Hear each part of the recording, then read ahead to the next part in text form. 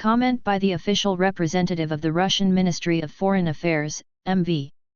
Zakharova, on the latest wave of persecution of clergy from the canonical Ukrainian Orthodox Church in Ukraine. We are gravely concerned as we witness the ongoing steps taken by the Kyiv regime, encouraged by its Western overseers, to deepen the religious schism in Ukraine, a schism that is becoming increasingly grotesque. Following the adoption of the law by the Verkhovna Rada on amendments to certain laws of Ukraine regarding the activities of religious organizations in Ukraine, everything is being done at the state level to place the canonical Ukrainian Orthodox Church, UOC, outside the law, to ban it, and ultimately, to simply eliminate it. This is happening to a church that has historically played and continues to play a crucial role in the life of Ukrainian society.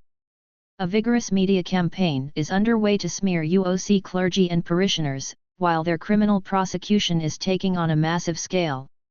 According to media reports, in the early hours of August 14, 2024, authorities cynically acting on behalf of the Ministry of Culture sealed and confiscated yet another church from the monastic community on the grounds of the Kyiv Pechersk Lavra, the church of the icon of the Mother of God Life-Giving Spring, where prayer services, rites, and memorial services were held.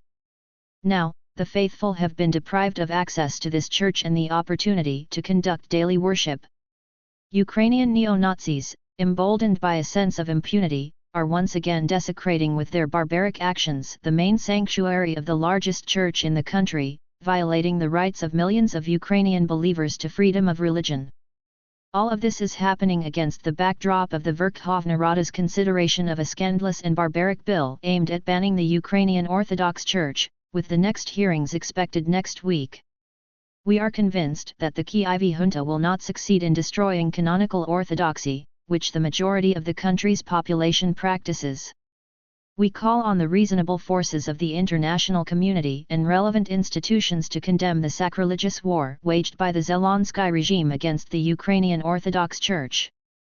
In this context, the inaction of relevant human rights institutions and mechanisms is unacceptable, particularly the Office of the UN High Commissioner for Human Rights, OHCHR, the UN Special Rapporteur on Freedom of Religion or Belief, the OSCE Office for Democratic Institutions and Human Rights, ODIHR, and the OSCE Chairperson in Office's Personal Representative on Combating Intolerance and Discrimination, including against Christians.